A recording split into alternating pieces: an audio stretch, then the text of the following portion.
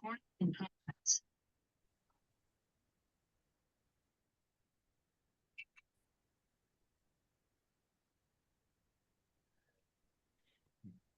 morning. Hi, good morning, everybody. Can you hear me all? Yes. Yes, all right. Yes, yeah. Yes, today we'll have the very, very interesting topic, bariatric surgery in adolescents. The Professor Ayed Kahtani will be our speaker today.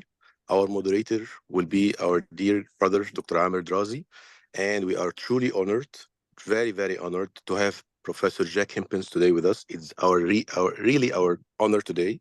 And we are very grateful for him to join our IFSO MENA webinar. Of course, we have Dr. Haitham Fawal, our dear friend and one of the eminent figures, and the eminent figure in Libya, Dr. Ala Wafa, our three dear panelists. So can we please start and welcome everybody. So thank you for this kind introduction, Dr. Abu Zaid. Initially, I'm going to introduce a man who does not need an introduction. He's our speaker for the day. I'm going to introduce Professor Ayed Kahtani, who's a professor of bariatric and minimal invasive surgery. He's the current president of the Saudi Society of Metabolic and Bariatric Surgery and the president-elect of the IFSO MENA chapter. Today, Professor Ayed is going to talk to us about metabolic and bariatric surgery in adolescents. Dr. Ayed, the floor is yours. Thank you, Amir. It's really a pleasure to be with you all today in this webinar. I will share the slide now with you.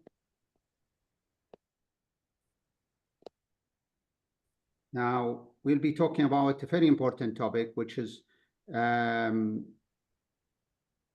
obesity in children and adolescents and the management. Obesity in this age group is really growing fast and almost quadruple over the last decades. And we see it more in girls than boys, most likely related to a lot of factors, including sedentary lives and exercise. If you look currently, what do we have? Excuse me, Dr. Ayed, we don't see the presentation, by the way. Do you see the presentation? See it. No, I can see it. Yeah, I can see it. Okay. Dr. Amir, just... Sure. Yeah, yes. Okay. Now, so what we have is the guidelines currently in this procedures or this interventions in pediatric and adolescent bariatric surgery has changed significantly over the last few years. In the past, we were talking about 18 years and above and maturities and so on and so forth. Currently, all guidelines is not really taking seriously the age. They are looking for the comorbidity and the disease the child has. Now, if you look to academic pediatric, which usually very conservative for any intervention, you can see that it is really considering 13 years of age and above as one of the options to offer bariatric surgery. So now we are saying 13 by the academic pediatric.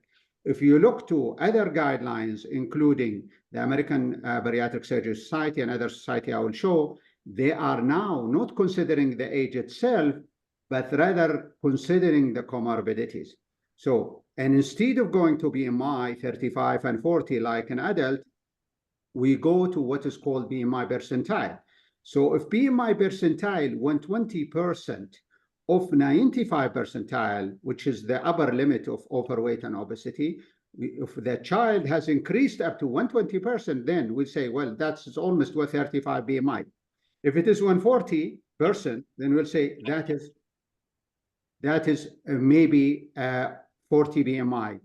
So that's in relation to the weight. Then you look to the comorbidity. The age will come later to say, well, there is a obesity, there is comorbidity, maybe we should not consider the age. And this also has been reflected in the IFSO and ASMBS recent guidelines, where they are looking to the weight and BMI and looking to comorbidities.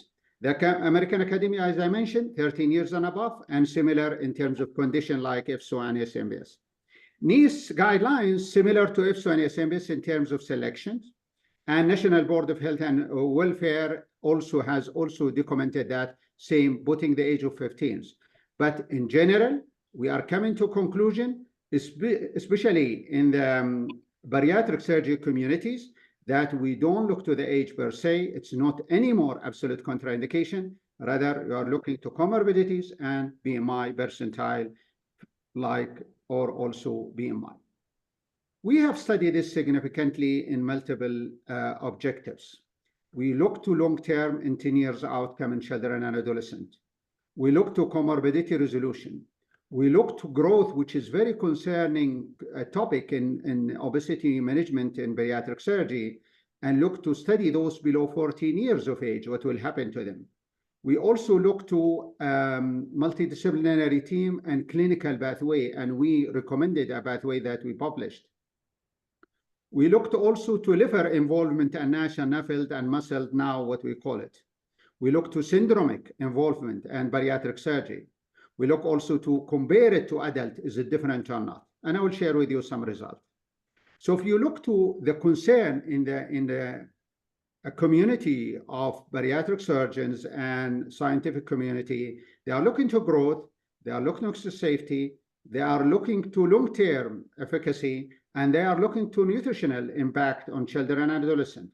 And we have answered some of these questions, and other people have answered these questions. So if we look to this study, which is 3,000 patients that passed 10 years of bariatric surgery, ranging from 5 to 21 years of age, and we divide them to 5 to 14, 15 to 18, and 19 to 21. And we look to different parameters. In terms of weight, up to 10 years, they are maintaining almost 70% excess weight loss, which is more than 20% total weight loss. If you look to comorbidity resolution, up to 70% in diabetes, and hypertension, as you can see here, 64%, and dyslipidemia almost the same. This is at 7 to 10 years. Other people also in teen lab study in this 10 years outcome have documented the same durabilities of weight loss and also comorbidity resolution up to 10 years. Similarly, durability of cardiometabolic outcome at 7 years and beyond has been also shown in this study, where you can maintain the diabetes, hypertension, and others at 10 years.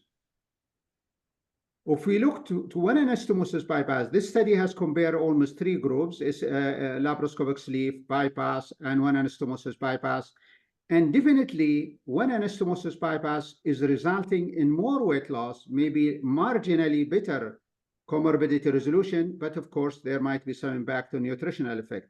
But in these 2 groups, we can see the marginal difference here in one anastomosis, but they are also good, all of them, all of these procedures in terms of weight loss and comorbidity resolution. This very nice study in terms of 5 years outcome also in one anastomosis bypass showed similar resolution of diabetes and comorbidities as well. In this Swedish study also, at 5 years, showing, yes, there is good in one Roux-en-Y bypass, weight loss is very good, almost reaching 32% total weight loss, but also resulting in comorbidity resolution up to 100%, as you can see down in the slide here.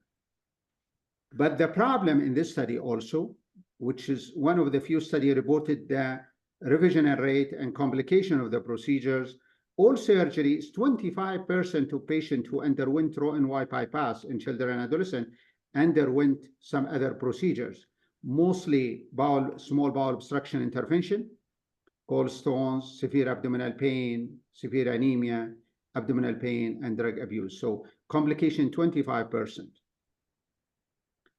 And these are the comorbidities in these patients, the malnutrition in this patient.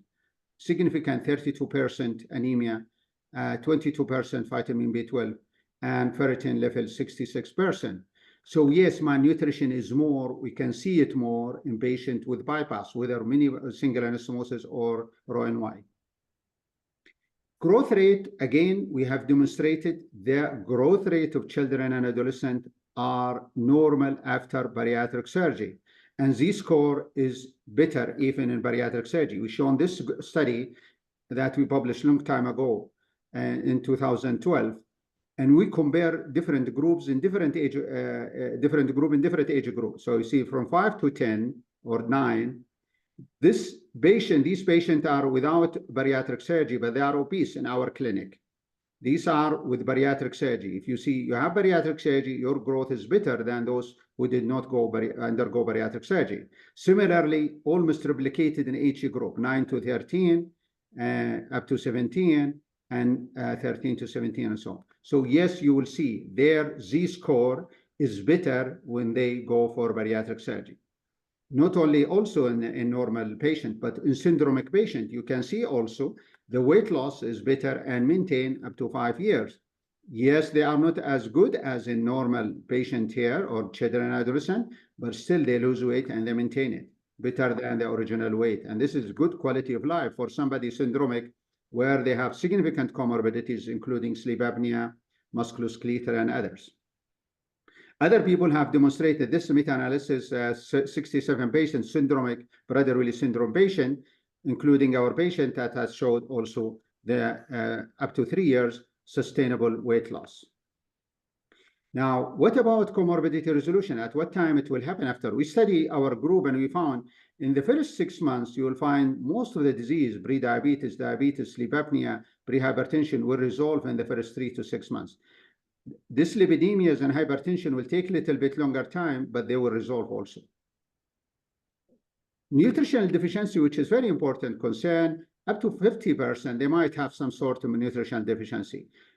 Protein, ferritin, vitamin D, vitamin B12, iron, calcium, and so on. So this is very important for these patients to be under significant follow-up for a long time because of their malnutrition deficiencies.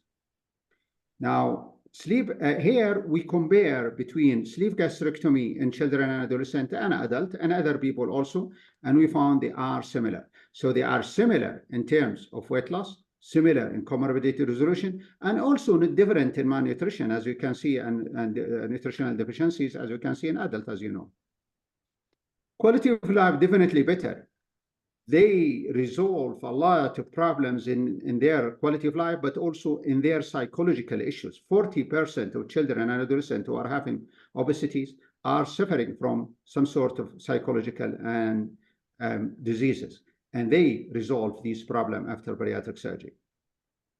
Do we have other options? Yes, we have endobariatric, and endobariatric is a very important trend now in adult, now also in pediatric, we can consider it. It lies between medications and bariatric surgery. And we created this pathway and a clinic, some sort of algorithm where we can manage in your clinic and apply it. You'll find it also in this review articles that, or this study, but also you'll find it in our study in the Journal of American College of Surgeons with the long term. But in general, you take the patient and you do the full evaluation for this patient. Those who are eligible to go for whatever interventions, like BMI 120, BMI percentile 120% or more, or comorbidity, then you go apply whatever intervention suitable for this type of categories, including endobariatric surgery. And then if they are 140 BMI or 140 BMI percentile, like 40 BMI, or comorbidities with 120 percentile, they can go for bariatric surgery, as you can see here. And then again, they go in the follow-up and multidisciplinary team. The multidisciplinary team is essential. If it is essential or important in bariatric surgery in adult, it is more essential and important in children and adolescents. You are not treating only the child, you are treating the child, the family, follow-up, reinforcement, changing psychology, changing adherence, and a lot of issues there. So this is very critical to be implemented in your practice. Can we combine also with GLP-1? Yes, there are studies on this. If you look to semaglutide, it is the one allowed between 12 and 18. So we can use it. We can gain maybe another 16% points in BMI, maybe another maybe about 10% total in weight loss. So, but there is side effect like gastrointestinal effect. There you have 15 patients in this group who suffer, almost 11% who suffer some side effect, but they are not none of them is really critical. Liraglutide has been also studied. You can add it to the medication. You can use it alone. It will result in almost 5% drop in BMI points. Can we also add, like what we do in adult, GLP-1 to bariatric surgery? Yes. This study also showed you can add it to after sleeve gastrectomy, and you expect also to gain again 4.3 BMI points that can drop also if you use liraglutide. If you use semaglutide, you can lose more and can improve the patient, and that's also an option. So combined therapy is very important in these patients. There is one medication recently we used it in syndromic, setmelanotide, which is in MC4R mutations, and we can use it also in another form of monogenic obesities.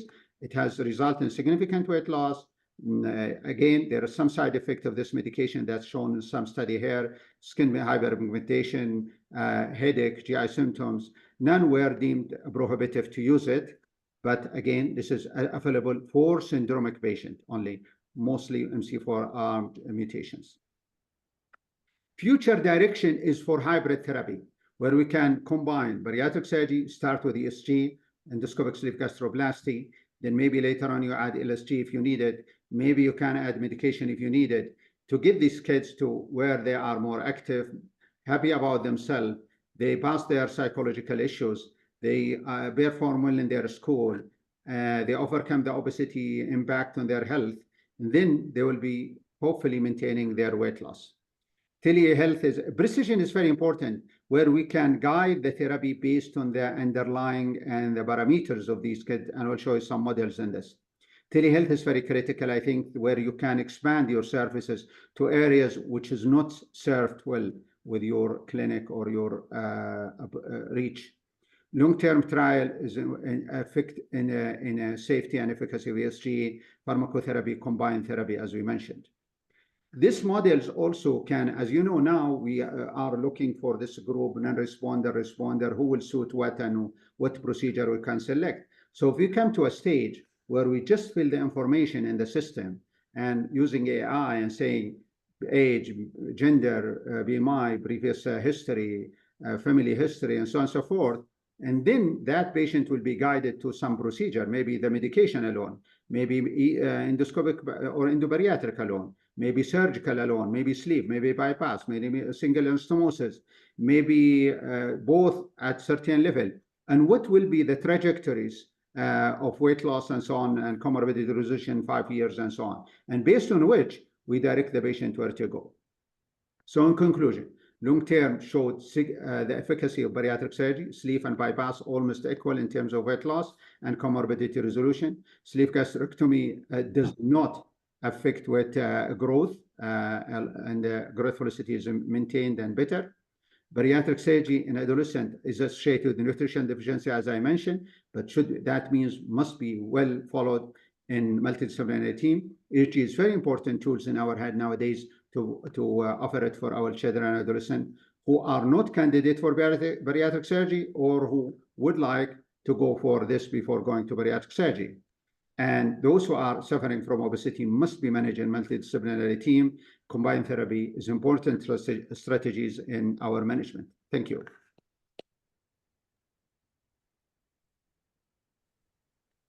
Thank you, Professor Gahtani, for this very comprehensive presentation.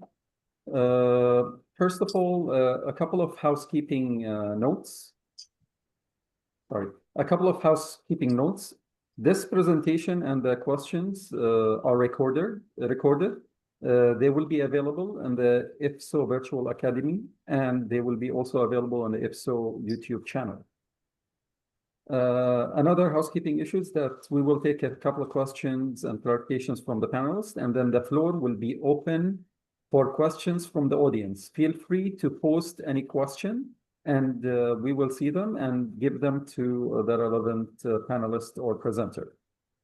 Dr. Ayub, before I move to the panelist, I just have a fast question. I mean, I know that you have a unique prospect from being both a pediatric surgeon and a bariatric surgeon. Therefore, this is a very easy topic for you.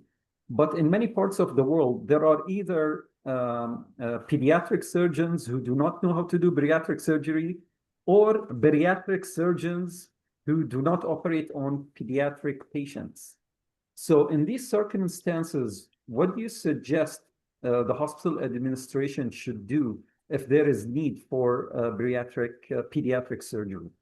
It's very important question, Amr. And there are two. Who is the best person to perform bariatric surgery as a principal?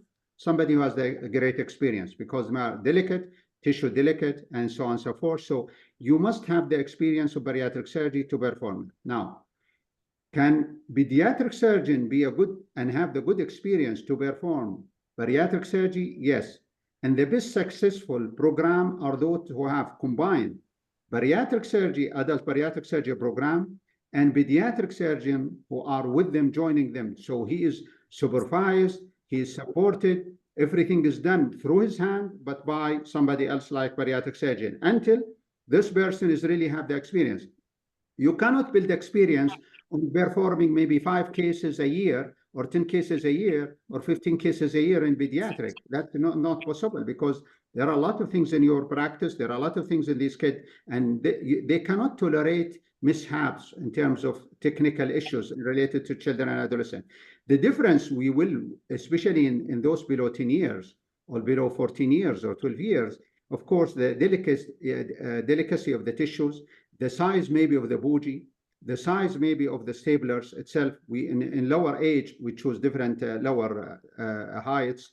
So these are the difference. So the best scenario is, if you don't have, let us say, there is no pediatric surgery program in your institution, then adult to do it, but a pediatrician will be involved in the program of the adult. Should be performed, because fluids are different, medication are different, doses are different, follow-up and psychology are different. We are not dealing only with child, we are dealing with the family as well.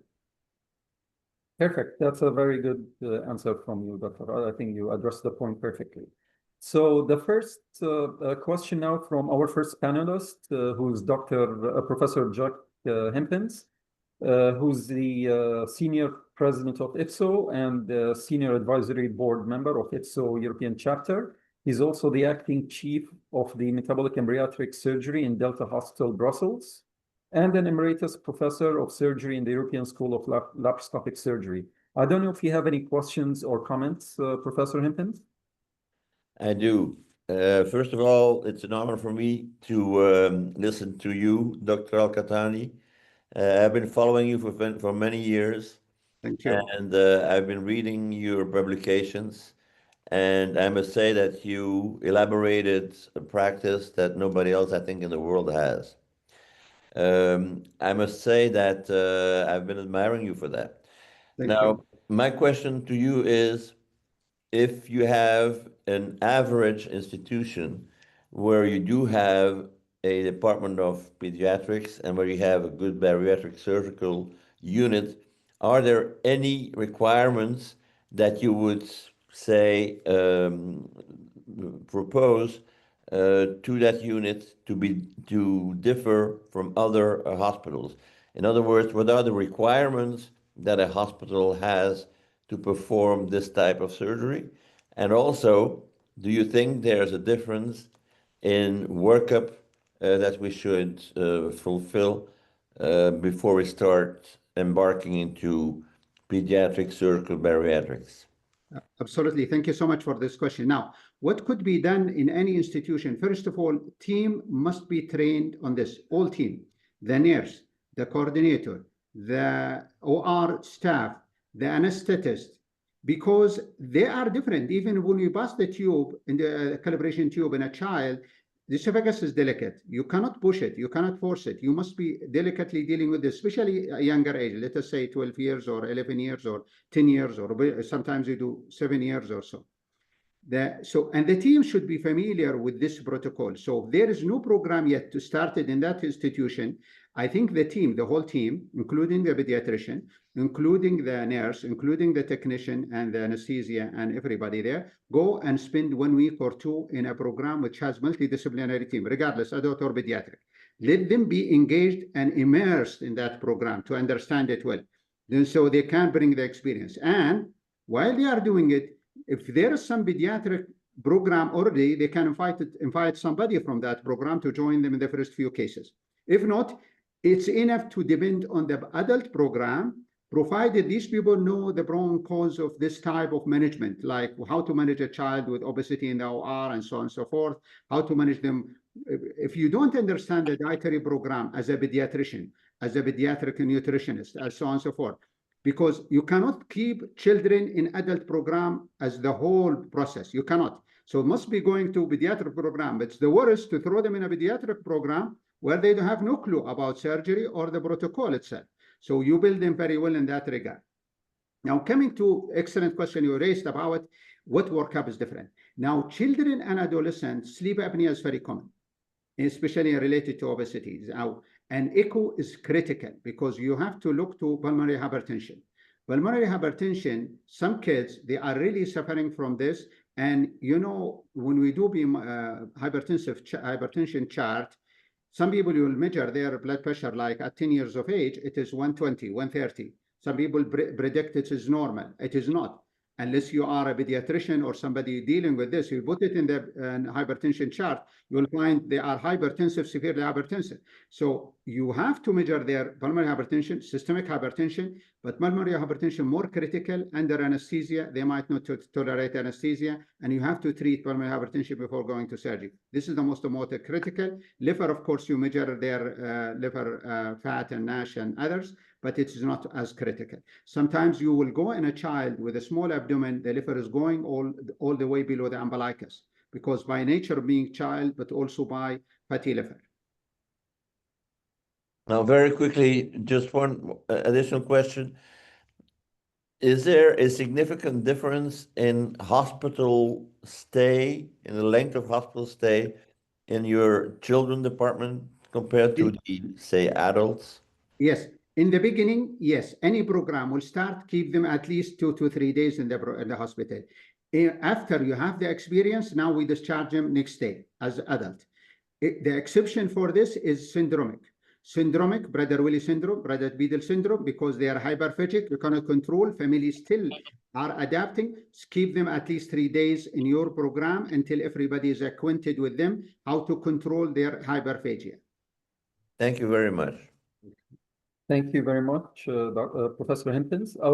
Now I'm going to take a question or comment from our second panelist, Dr. Mohammed Haitham Al-Fawal from Lebanon. He's the president of Lebanese Bariatric and Metabolic Surgery Group and the director of Bariatric and Metabolic Surgery Fellowship Program in Beirut Arab University. And he is the member at large of IFSO MENA. And he is also a past president of the Pan-Arab Society of Bariatric Surgery and Bariatric and Metabolic Surgery. Professor Fawal, any questions or comments? Thank you, Amir, for the introduction. Thank you, Dr. Raed. Excellent presentation as usual. My question to you is, you've been operating adolescents since like 15 years.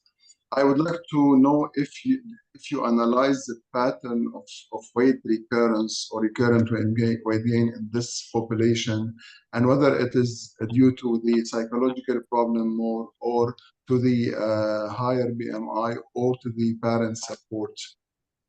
This is my first question. Thank you, Abu Karim. Very nice question.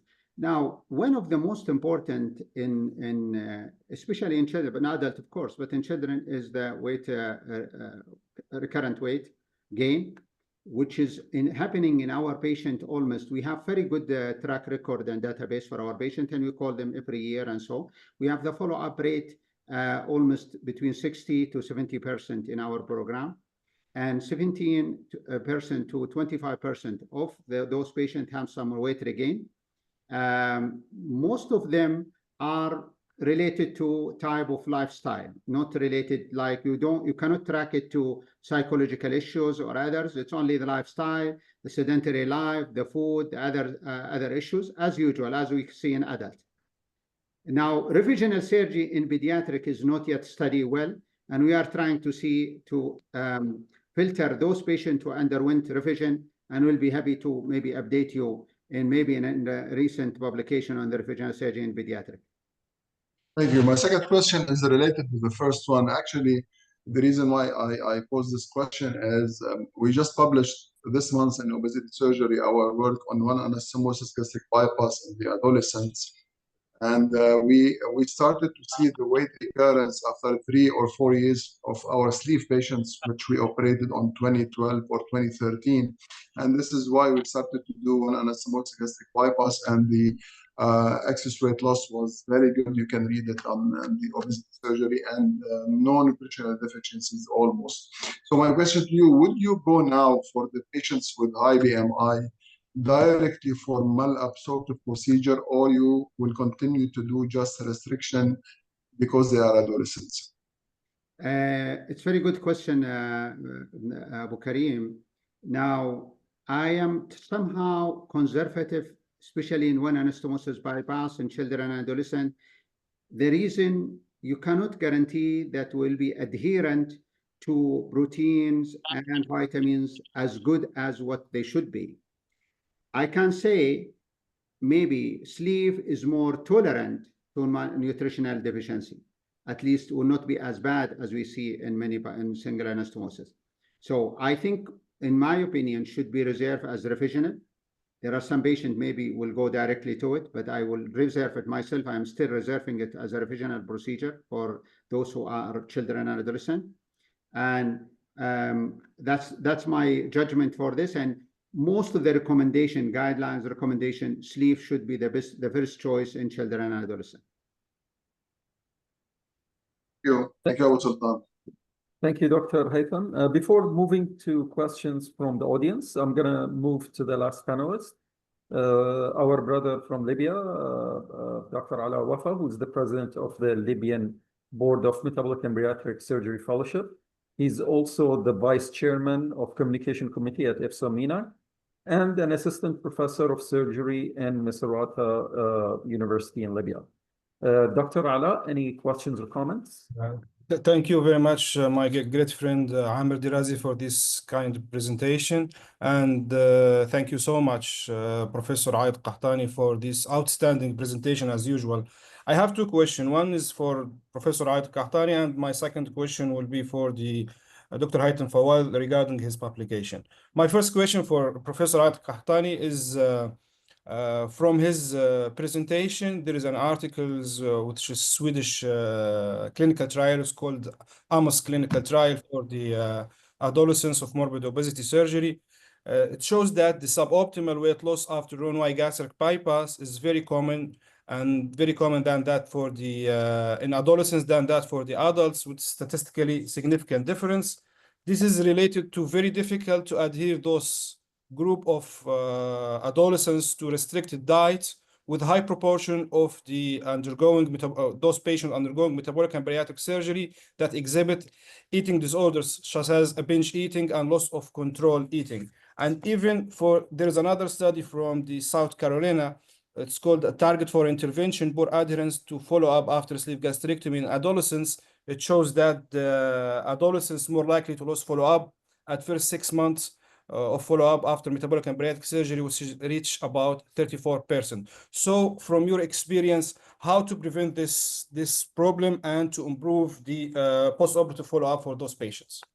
It's a very important question, and very important also what you raised in terms of the adherence. Now, this is why we are saying you must get these children and adolescents and their family involved in the program. If you come with an adolescent who's teenagers who wants to do bariatric surgery, there is no family, he's not compliant, he's just want to do the surgery and go, don't do that person. It is a must. You discuss with him, you discuss with the family, you make sure their adherence. In fact, we did a study in compliance, and we find the compliance for children and adolescents undergoing bariatric surgery to come to their appointment, 78% compared to 65% in adult. So what does that mean? The family, when they are engaged, and the children, when they are engaged, and they are one group, they feel it is serious matter they went to. The decision was not easy. You tell them, look, unless you are following this, we are not doing. You could have this and this and this unless you follow. So they feel really at risk if they don't come. And when you call them, they come to their appointment because even if they are outside the city. So creating these issues and discussing it with the children and adolescents undergoing bariatric surgery from the start and setting the bar for them, it is critical, will make them adherent to the program. And this will also maintain their weight loss in the study that you mentioned about the Swedish study. If they are not, if you look to the Swedish study, mostly they are almost 80 kids and adolescents in that group. And if you look to, most of them are adolescent in the age of teenagers. And I guess these maybe need reinforcement before starting the program and also afterwards. Thank you. My second question is for Professor Haytham Fawal. Regarding your article with the published in Obesity Surgery Journal with Osama Taha, it's a 4-year outcome of one small gastric bypass in children and adolescents. Yes, this is a smart result and smart decision to take those patients for one small gastric bypass, because we have seen the result of your publication is very excellent, where the total weight loss after 4 years reach about 35%, and the excess weight loss is more than 90%. And we have seen that Professor Adil Kahtani in his presentation reviewing an article by Mohammed Kirman Saravi, which is a cohort study of 5-year follow-up comparing one anastomosis gastric bypass, sleeve gastrectomy, and Roux-en-Y gastric bypass. When I see the result at 1 year, all the results are the same. The percentage of total weight loss, it's between 32 to 35% of weight loss. But if you see the result after 5 years, you see that the drop of the sleeve gastrectomy from percentage of total weight loss from 32% up to 10%. So the durability of sleeve gastrectomy in those age group is very weak. But if we have seen the one anastomosis gastric bypass is dropped from 35% to only 32%, and also for Roux-en-Y gastric bypass. So I think this type of surgery is very, very good for those patients with those age group. But as Dr. Ayed Kahtani said, that they have to prepare those patients very well and make like a family analysis and group of the family to engage the follow-up in all parts of the program. Thank you so much. Thank you, Ala. Yes, I totally agree. Listen, I will take a statement from Dr. Qahtani. He used to use always during his presentation: we should not deny the adolescents from bariatric surgery because they are adolescents. I think we should not deny these adolescents from having one anastomosis or any other malabsorption procedure, as long as we're on the safe side. As you can see in our publication, we use BP limb length not more than 180 centimeters, which is well known in the literature. When you have this BP limb length, you will never have nutritional deficiencies. Of course, we have some drop in hemoglobin or calcium, but patients will need not a big amount, of replacement. And as you can see, the long-term outcome is by far more than sleep or any other restrictive procedure alone. So again, I'm more, I respect the opinion of Dr. Qahtani of continuing on restriction till we have clear data. But for me, as you can see, the publication of Muhammad of Carbajo have 25% deficiencies because he used, I did 20, more than 200. one third, 2/3. So it is different from what we are doing to the adolescents. He used 1/3 BP limb length and 2/3 common channel. What we are doing is 160 centimeters for female and 180 for males, and we didn't have any nutritional problems in this category of patients. Very good. Do you want us to answer the question, the team, Amir? You are silent. Okay, we'll answer the question. Sorry, go ahead. Saying it. So, Maria Jose, she's asking. Sorry, I apologize. What I did is I was actually clumping questions into topics. So there are many questions that came in. I'm going to divide them into legal, and ethical, indication, type of surgery, and then technicals and complications. So the first one will be related to the ethical thing, which is from Maria. How do you what do you think, and how do you manage legal implications First of of all, bariatric surgery? I understand from the question. First of all, if the question is the indication to do bariatric surgery in this age group, relating to the age group, I think definitely- indication and consent, probably. Yeah, exactly. Yes. Now, for the age group, yes, it's they have the evidence, and there is no implication whatsoever in terms of that, as long as there is a consent from the family or the children and adolescents if they are above 17, based on your country, and below 17, there is what is called assent. That's agreement and the consent from the parents. The second should be done by privileged bariatric surgeon. Your institution should create the privilege. If he is not privileged to do children and adolescent, you have to create the privilege based on whatever requirement on your institution to do this procedure. If they do procedure outside his privilege, that also can be legally not accepted. So these are the two things: who's doing it and the subject you are doing on. The subject, as we mentioned, is there's no problem in terms of the evidence, but the consent has to be there. Who's doing it? You should make sure it's according to the standard. Sure. So then there are two questions that relate to the indications/contraindications. So the first is from Hamad Saleh, who says, what are the contraindications for bariatric surgery in this special group of patients? Is it the same as adults, or are there any extra contraindications? And again, there is an anonymous attendee who asked the same question about special contraindications in children. Okay. What you should look for, two things that you might see them in children and rarely might not see them in adults. One is as I mentioned earlier, portal hypertension. Pulmonary hypertension. Pulmonary hypertension, if severe, is contraindication to go under general anesthesia. You have to manage it before, because they can die on table. The second is severe. I have seen few cases of severe portal hypertension because of cirrhosis, liver cirrhosis, because of obesity. So these are the two considerations. You must make sure they are not there before you go for surgery. Otherwise, there should be no major contraindication, and watch for the liver size in children and adolescents you are doing bariatric surgery on. Perfect. So now we move on to the choice of operation/synergy. So between medication and surgery. So there's a question from Massimo Biondo, who's asking about your experience of the synergy between surgery and medical therapy, and how safe it is in the adolescent group.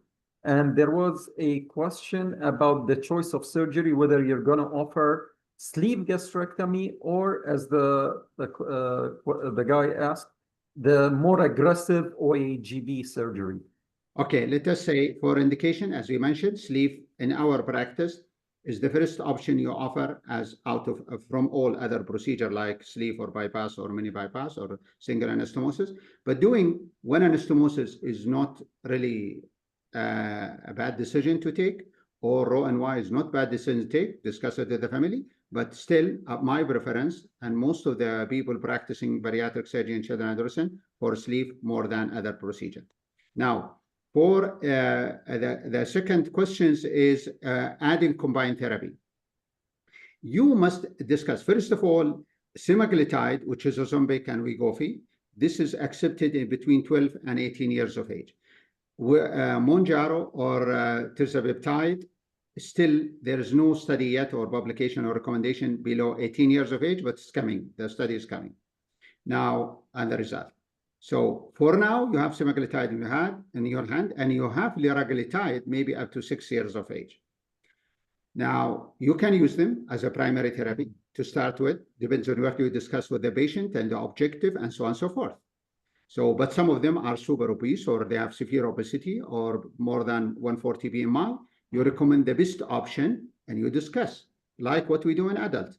Now, if let us say they regain weight after sleeve gastrectomy or after the procedure, you can also add therapy at that time. All right. So now we move on to the technical issues. I think you alluded about the choice of stapler height. We have a question from Mahmoud Al-Safi about the port placement. Is it the same as in adults? It will be dictated by the size of the abdomen. Younger children will have small, as you know, abdomen and small domain. because the space in the abdomen is very short. So you have to be careful. Whether you use optic trocar or ferrous, you have to be careful when you enter. Second, you might go below the umbilicus in your right side and left side of the abdomen because of the liver size and also the domain you want to access. But the first port is mostly, in all cases, whether like adolescent or children, I put it at the umbilicus. And on the right and the left, you dictate it based on your ergonomy of your hand and the tissue when you see it on the camera. Great. So now we move on to the final topic of questions, which are the complications. And I'm going to divide them into nutritional and serious complications. So first, we talk about the so-called serious complications. So we have a question from Abdel-Zahra Hussein, who basically asks, what are the serious complications in this group that are different from adults? What is the mortality rate? And how do you approach a family of a dead child? I assume a child that died during procedure. I mean, these are tough questions. Okay.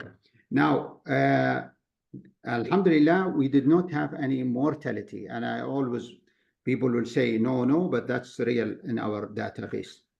We had morbidities, which is most importantly, we have 2 children who had, in the beginning even in adult, as you know, thiamine deficiency was not the concern, and we were not really aware of this problem. So they were almost having neuropathies, significant neuropathies, that we have to keep them in the hospital and give them IV thiamines after we recognize this is the main reason, and they recover well. So bleeding, not to require any intervention. They have some bleeding, but this did not require any intervention. They were observed transfusions, but it was not did not require reoperation. Nausea and vomiting, like intolerance to intake, food aversion, all these are common there, but no major things that cannot be overcome. Reflux, we study also our group, and we found none of them had C. None of them had, for example, D, esophagitis, but they have A and B, and we monitor them. We did not convert anybody to bypass in our age group. We thought maybe parrots in our communities in the region, Middle East, maybe not as high as in the West, but we did not, none of our patients had parrot during follow-up endoscopy. We recall some group, more than 140 patients, and we did endoscopy 5 years after procedure, and we did not find this finding. All right. So another question goes about, before moving to the nutritional deficiencies, is what is from Ganko Kostov, what is the rate of weight regain after sleeve gastrectomy in adolescents? What is the option? What is the rate of weight regain after sleeve? As I said, we have some numbers in almost up to 20 plus and minus 20%. They will have weight regain in our group at certain after 5 years of follow-up, different level of follow-ups. And these patients, we did not convert any of them, but we managed them with different diet, follow-up. And we are studying who underwent bariatric surgery. We don't have it yet. We are still under evaluation to call and recall all our patients who underwent the procedure. Till now, we don't have the data in those who underwent bariatric surgery, but we have those who have the weight regain. Great. Dr. Amir, so now moving to the questions with the maximum questions that rotate around nutritional deficiencies. So we have a question from Mariam Al-Alek, who's a dietitian. Her question is about what is the degree of compliance to diet and supplements in this age group? As I said, the compliance we studied in terms of attending appointment and in terms of complying with whatever medication. It is ranging almost about 65 or 68% from all group are adherent to their instruction from appointment or dietary instructions and vitamin instructions. Okay. Mariam also asked again. That was done in the first year. We don't have a study after first year. Mariam has another question that says, are the micronutrient needs in this age group similar to adults? Do you have any specific guidelines? The publication, yes. So yes, they are similar. They have iron, they have calcium, They have also albumin, and this has been published as well. And we have one slide on it on in this presentation.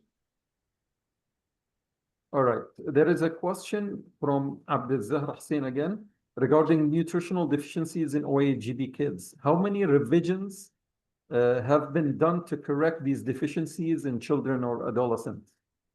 And what biopancreatic implant do you use in the OAGB? Yeah. Do you want me to answer? Yes. Dr. Haitham, please answer, and I will just comment. We didn't revert any adolescents for nutritional deficiencies or for excessive weight loss in our group of patients. The reason why, as I mentioned, we don't go beyond 180 centimeters BP limb length.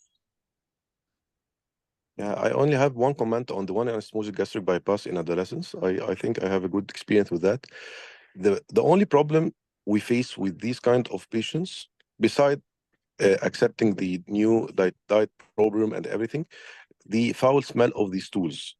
Usually, usually the big problem with these kind of kids that they are still in school or in the faculty and they are going to public WCs with the friends, and usually they have some problems with the foul stool odor.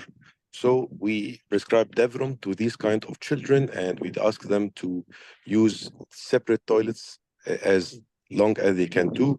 But still, the big problem in this group of patients that they are young and they are moving from bullying for being overweight to bullying because he has a foul stool odor. So this is a very, very big problem that we need to address the family and the child before doing the one anesthetic gastric bypass. Even with the 160 and 180 centimeters, you can still have with some certain amount kinds of food this foul stool odor. All right. I agree, Muhammad. It is, I study our patients. We have like 10% complaining of this. And if you go for dietary changes, especially avoiding carbs, sugar, this will decrease. Relying more on protein intake, Devrom is a good option also. But with the modification of the dietary will help them a lot. And usually after 6 months, this complaint will disappear within a year period. All right. We'll take, there is another question from Maria Berzogowi. Sorry, I apologize if I butchered the name. So Maria is asking about, is there any specific nutritional preparation for children undergoing bariatric surgery? And is the dietary progression after surgery the same after in this age group as adults or not? For Professor Ayub? dietary program, the same. 3 days clear liquid, 1 week full liquid, 2 weeks pureed, and then they go so soft diet and so on. In terms of nutritional vitamin, we started vitamin D, multivitamins. We start also iron, and we go chewable, oral chewable, because it's easy for them to take, and protein shake. This is started in 7 to 10 days after the procedure, and I reinforce this at least for the first year, and then we do some workup 6 months and 1 year to see the deficiencies, and based on it, we correct it accordingly. All right. So we finished all the questions from before, but while we were asking this question, a few more came in. I'm going to take 2 that relate to choice of bariatric surgery procedures. So we have an interesting anonymous attendee who asked, how do you feel on intestinal bipartition or SASI procedures to leave an access to the duodenum in this age group? Well, I honestly, even an adult, still, until we find more evidence in bipartitions, I'm still reluctant on that. So for kids, definitely I'll be more reluctant. All right. There is a specific question about a 15-year-old boy with a BMI of 56 and insulin resistance. What surgery would you recommend for this boy? Go sleeve first, and could be a standalone procedure, or you might need revision later on. But this definitely we need, because that will be quick procedure, good recovery, good recuperation. Usually these kids, when you give them hope in life and change lifestyles, and they are really well treated by their peers, and there is no bullying and there is nothing, and they are recovering, they will not, or they will try their best not to go back to where they were. So they will recover the stage. So give them the chance to recover, and I think sleep is the best option in this case, yes. Just being the devil's advocate, I will ask the same question to Dr. Fawal, Professor Fawal. 15-year-old, 56, BMI, insulin resistance. What would you do? Professor Fawal, I'm not sure. I think he's not there. No problem. I was just trying to be a devil's advocate. An interesting question. He's there, Abu Karim. He's asking you about 55, 57 BMI. Resistance, 15-year-old. 15 years Yeah, old. definitely I would go for one anastomosis. Actually, I'm having more and more parents coming and asking for one anastomosis, especially for the obese child, and I operated a whole family whereby I did 2 sleeves, and then the mother came with the third one, and she told me, "Doctor, listen, I will not do a sleeve for my third one because I know that sleeve we have weight recurrence after 3 or 4 years." So I'm more now for higher BMI. Definitely excellent results we're having and showing in the literature, not just our publication. But always I agree with the panelists and Dr. Qahtani that we should be aware about the nutritional problems and systems. So this highlights the fact that we still need to have a consensus or guideline regarding optimal, on the patient's compliance and the parents' compliance as well. Or what to go. All right. We have an interesting question from Zahra So Amr, for this question, in general, we have the guidelines now. We have that sleeve is the first option, and then followed by others. Sure. Doesn't mean that if we do like Abu Karim, Dr. Fawal, single anastomosis, it's outside the scope. No, it's still there, and it is something to discuss between the physician, the surgeon, and the patients and the family, and decide what suits the children at that age. Amr, can I ask Haitham one question? Professor Haitham, you mentioned that in your literature the percentage of GERD preoperative was 15.4%, and postoperatively it came down to 8.2% for your patient with one anastomosis gastric bypass. So my question is, because there is no any details about the degree of GERD and the follow-up or preoperative examination, so how you choose the one anastomosis gastric bypass for gastroesophageal reflux patients upon the degree or upon the clinical presentation of your patients? Thank you.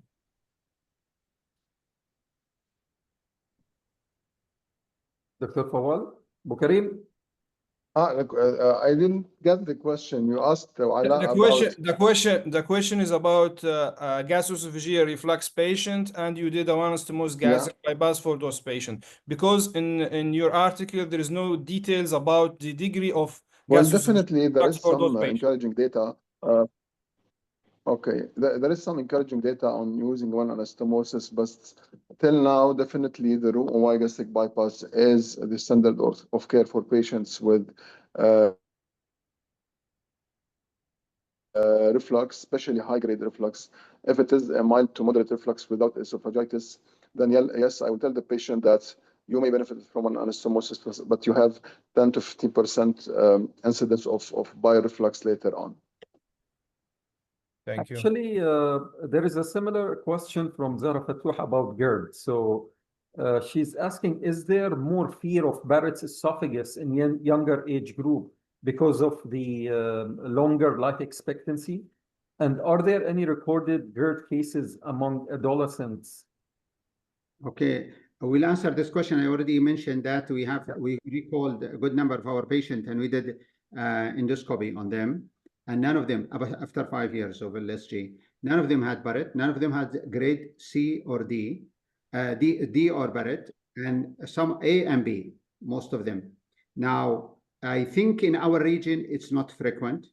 And I think, yes, it's concern, even an adult.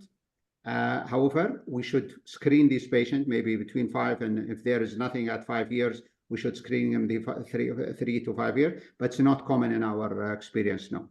Yeah, I have one comment on this question, because we till now we have the sleeve like for the last maybe 30 years, and till now we are using the term sleeve as if it's only one sleeve. I think that after going all over the world in hospitals all over the world, still every center has its own technique of sleeve, and still some centers are doing very tight sleeves, narrow sleeves, sometimes the bougie 36. I think today we are speaking about adolescents, we are speaking about young children. As Dr. Wright said in the beginning, if you are not so experienced in these children, and if you can't do a perfect, very good sleeve with very good flow, with no narrowing, no twists, please don't do it. It's to all participants and to me myself, because yes, as many of the questions today came, they are fearing about the future of the children. Maybe because they saw a lot of twists, a lot of kinks, a lot of rigor, a lot of acid reflux in normal patients, and they are fearing about the children for the same consequence and the future. So I think today we are speaking about children, so we have to emphasize that a good sleep is very important if you are doing an adolescent or young patient, because yes, if he had a bad sleep when he's a child, he will have help through his life like for 50 or 60 years after. It's a great I remark. cannot reinforce this anymore, Muhammad. I think you said it very well. Not all sleep are the same. Doesn't mean that people are not doing, but again, we can do it narrow, we can do it twisted, we can do it that way. But if we do it well, even in weight loss, if you do it little bit not very wide, you will do it very wide, maybe your weight loss will not be as great and they will regain. We do it well, well constructed, cylinder-like, banana-like, no twist, nothing. You don't do a lot of dissection in the hiatus and destroy the hiatus. These are parameters. All of you know it. Our experts know it, but we are mentioning it all the junior person who are maybe engaging in this. So this is where you do it well to get good outcome, as we said. All right. I'll take another question that you highlighted earlier, Dr. Qahtani, but it's quite important because it always comes up when you discuss children and adolescent bariatric surgery. A question from Miftah Faraj Fakir. Does bariatric surgery affect growth and puberty? No, not. We have documented this. In the past, they were saying, everybody saying growth, growth, growth. So we said, okay, let us present the evidence. So we follow our group between different, like 5 years to 6 years to 7 years to 10 years. And we showed those who underwent bariatric surgery and those who did not go for bariatric surgery but still obese with different degree of obesity. And we found that their growth is better. Their Z-score, we follow their score, we measure the height, and we measure the Z-score, and they are better. Why? There is hormonal changes that's in the if they lose weight, they are more like testosterone is better and estrogen is less. There is also physical effect on the spine and the body. So if you lose weight, your growth will be better. And all these parameters, in addition to other parameters, are helping the patient to grow better if they lose weight. Great. Another question from Fathi Al-Zawawi regarding biliary gallbladder stones. Do we know if what's the percentage of biliary disease after bariatric surgery in adolescents? Is it the same as adults? We don't have a study, but I will say it's the same in our experience. It's not different than adults. All right. The final question I have is from Dr. Walid Rahman. It's regarding what constitutes a failure. Basically, he wants to know, when would you consider the surgery unsuccessful? If the patient did not lose how much weight or after how long of a time? Well, you cannot really identify specific. You can say maybe weight or recurrent weight gain, which is, we call it, the definition now is 20% of the nadir weight. So if you gain 20% of your nadir weight, that's what we call weight regain. This is in terms of weight. Now, of course, if you retain your comorbidities, diabetes, hypertension, then you will say, well, I have the comorbidities recurrence again. These are parameters will not be different than our terminology in bariatric surgery in adult. But failure to surgery, we cannot label a surgery failure as such. but we can say on the follow-up, there is regain of weight or regain of recurrence of comorbidities. All right. Thank you very much, Professor Gahtani. I think we went through the 20 questions from the audience and the 10 questions from Ala. So we went through that, and I thank you, Professor, for answering all these questions, and the panelists for their fruitful discussion. And I will hand the mic now to our chairman, Dr. Abu Zaid, for any final comments or words. Yeah, thank you very much all. Actually, it was a great meeting. I was expecting to have that great meeting, having Dr. Aid as speaker and Dr. Jack Himpins and Dr. Fawal and Dr. Ala as panelists. Of course, Amir, I know that you are a great moderator. I was sure that it will be one of the best webinars we will ever have. So thank you very much for your attendance, for all the attendees today. We have a lot of attendees today, like maybe 200 at a time. And of course, we are hoping to have this kind of very, very good scientific webinars in the future. This kind of science is the kind of webinars we need in our region and all over the world. We are speaking about children. We are speaking about the future of children. We are speaking about children being bullied all over the world because they are morbid obese and they are seeking a long-term help. And we are here to help. Dr. Amir, thank you for moderating the presentation and the webinar. And Dr. Aid, it was a great and wonderful presentation. Dr. Jack Himpins, I have to thank you more and more because you had the time to share your experience with us. Dr. Haitham and Dr. Ala, thank you very much. Thank you very Thank much. you. Thank you. Thank Bye. you, and it was a great meeting. Thanks a lot. Bye.